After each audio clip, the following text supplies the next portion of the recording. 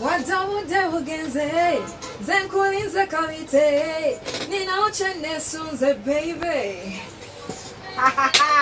Obolyanga wanjagala ko bulungi bwenina Obolyanga wanjagala ko ddoboozi yenina Ani amanyi wambaza ko busente Shani Eriange miteresa gwe bali nawo kuwaka kakosa mwamanyi Chito oyigende wazima onoseka wasibye kakana no interview sijagadde right nga yakatandika ngana soft tosobola kujja mu kisibo nkoze bubi nnyo ate yagala ko akwasula akwata video ne aina wakwata ekitundu kyakwata yalinga atasibye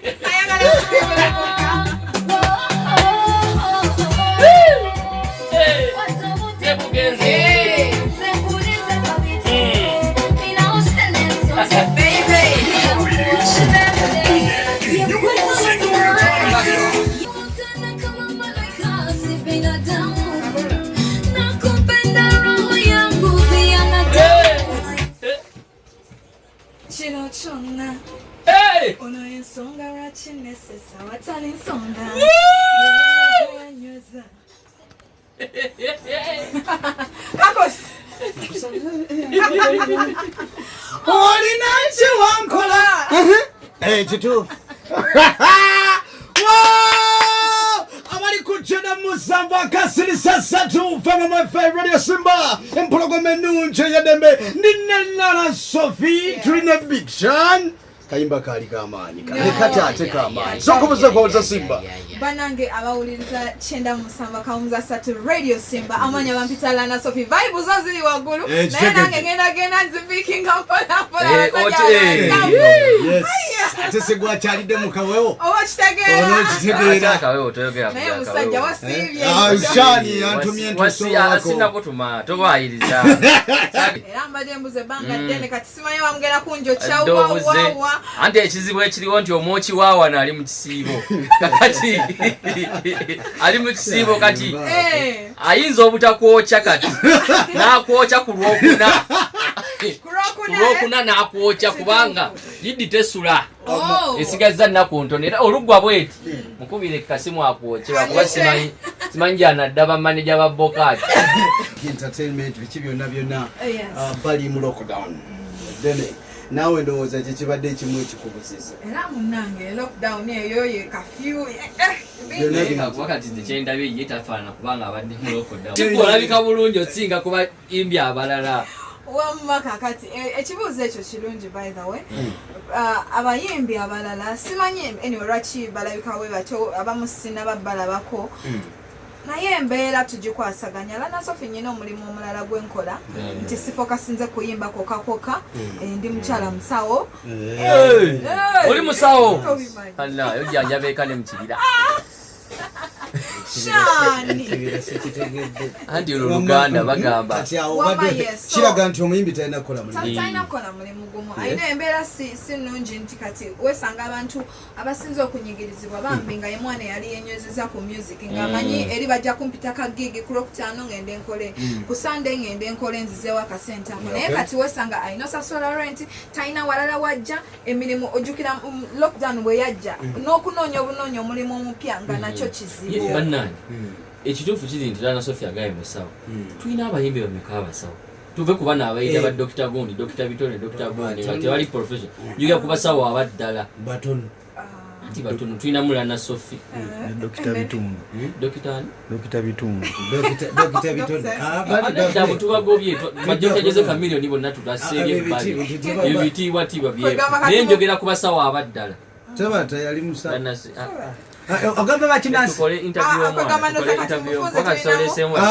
toyawudde waliwo ab'ennono njogera dokita musajja tukole interview ya lana Sophie kwakatanisoleta basse badda mu bintu bino waliwo basani ndugga abasawo bali ab'ekinansi oli okyayagala omulimu ku Simba nsirisa lana Sophie bw'oyogedde ekyokutandikawo emirimu emirala naye njagala ensonga y'okutambulira ku ssente zino ze bagamba nti baagala kuziwa abayimbi batandikewo ebintu ebirala gwolowooza ssente zino ze bayisa mu bibiina ebyobwegassi nga wuma n'ebibiina ebirala abayimbi basoboloze yambisa okutandikawo emirimu emirala kyandibadde kirungi oba bagezaako okubagoba mu industry mufokasinge ku mirimu gyammwe egyo gye munaaba mutandiseewo ne kapito babawo mutono nze nga nze omuntu kirina side bbiri oli ajagamba olwedde tetulina nnyo kyetukola naye omuntu akwata akanyeebwa n'akateeka kamasu n'okagwamu gwe mu kuyaggayagga omanyi buli lwoyaggayagga bwoyaggayagga ogwa ne munsobi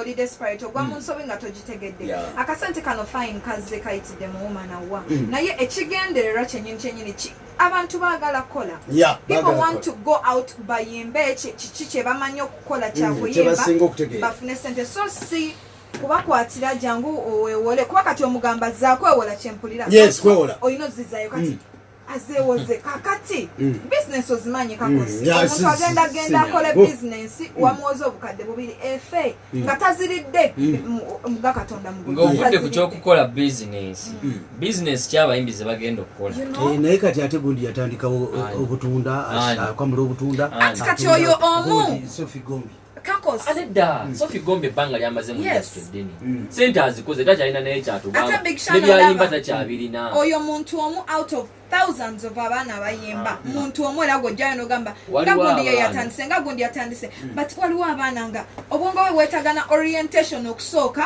okukimulaga nti si kuyimba kokka nga ye bambi ne bw'omuwa obukadde bubiri oba sawa zino talina kyakisola n'ekizibu ekyakyendaba kujjako kuyimba abayimbi bennyini beeyinamu obuzibu nga bbo tosobola kuŋŋamba onsigaddewo omwaka mulamba tugenda mu mwaka gumu n'ekitundu almost sikola siyimba naye nga sekita endala zonna zikola zizo n'amakolero bagaguddewo obategeera n'obeera nga gwe tokola naye lwe babasubizaayo akasente n'odduka ogende okakime lwaki temukazirira abo abakabanoonyeza twatutunuulira music industry Lona Sophie nga tevudde kugwe ng'omuntu tukyalinayo olugendo olunene ng'ogyeko lockdown ng'olowooza abamu bagamba muzeeyi kamala okulayira buli kimu kijja kutereera kale bwe kiba nga kizzebwa ekityo nga babatadde olugendo lwaffe olwa music mu Uganda ng'olaba biki ebirubulamu era bw'obanga gwe oli muyimbi bw'obanga wafunye omukisa kiki ky'osobola okugamba nti kino kyandikyuse ebintu ebisobola okukyuka mu music industry eno unfortunately nti ate byetaaga obudde bungi tumaze obudde bungi ba legends abayimbi abakulu abasookawo baze balwana ekintu kyekimu kati ate still naffe tusanze still era tulina okulwanira ekintu ekyo ate nga tetumanyiddire tukikinakoma kyekintu kya copyright nti omuntu obeereko ne ownership yaki y'ekintu kyo okubanza personally kakosi si kwogera bubi naye newandiisa ne UPRS wewandiisa ino in 2018 if I'm not mistaken 17 naye sifunanga kasimu wali ofuddeyo okulondoola UPRS ne office ziriawo kozi n'ekirala na Sophie kyenjagala tuterezeemu kakosi n'abakozi ba radio abalala bonna abali eyo nze ndowooza mu Uganda balegendi batono ate abamu baalifuuse balegendi naye bwe bafuuka ate ne bakiyiwa so kati tetulina naye kale kati abayimbi abasooka waabo kitegedde nti kati kakosi ojja kwesanga nti tufunye ebibiina bingi umaweri UPRS naye gw'omuyimbi ow'emubende radio simba ewulirizibwayo omuyimbi ow'emasaka radio simba bagikola kibagikwasa enyimba ze zikuba naye nakuterekako mukamu obudde nengenda ku UPRS nempandisa enyimba nga manyi nange olulimo olwo n'ofuna akasente nawe sikola ki amaanyi gakola kigazigwamu naye management yakyuka ojja kuyitayo kokole kufolabo olabe waliwo engeri yonna gyolowooza nti singa minus UPRS amateeka ngaaga gasobola okutuyamba omuyimbi okuba nti asololeza nti tebabasasula tebalina sente kati download zina bikyate stories yazirya zonna zazabazirya kati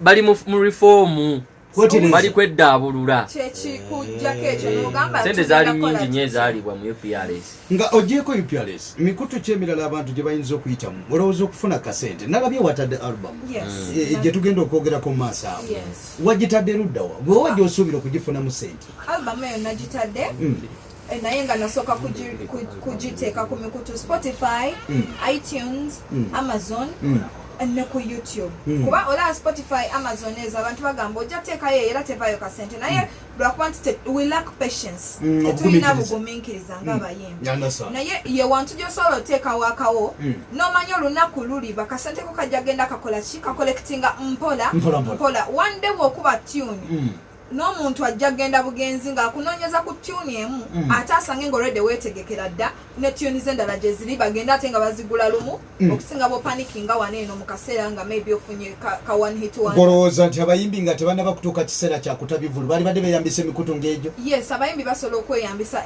emikutu ng'egyo. It's hard kizibu kuba oli bw'aba takola tolina ngeri gy'ogenda mu studio okola oluyimba nga tokola. So kati it's hard. At the moment ekiriwo kyakusooka kunoonya kantu kalala kosobola okola kuba okuyimba kulinganga we don't know tuli awo muli awo tuli awo. Okay, tugenda kuwummulamu katono tujja ku nsimbi zino tugenda kwanga tukoma olala na Sophie. Waliwo agambye Kakozi mugambe yeefuge Laila Tulukadiri naatera okuyita ekisibo kyandifa. Na Sophie eno album ye empya zino za nyimba eziriko ze tugenda okupremieringa olunaku olwaleero katuzimalirize tuwulire ezimu ku ziriko oluvannyuma tuzikubaganyeko ebirowoozo naye tubuulire akikola atya wawe bwe kaba kalungi tukaddamu shaani ge mateeka ga wano kadde mugumu. I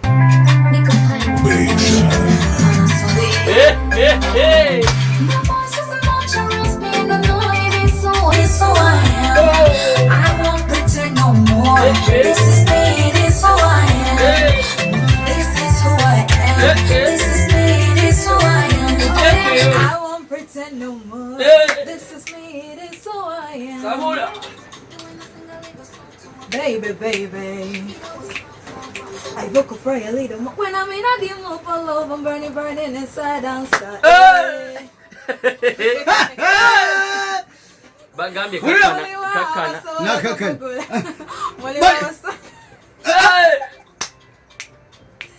Akosi. Bamugambye waliwo abasobola okukola ki? Waliwo abasobola okubigula. Ate waliwo abasobola okugugula. Watch your muscle. Say watanga nawe mumukwano.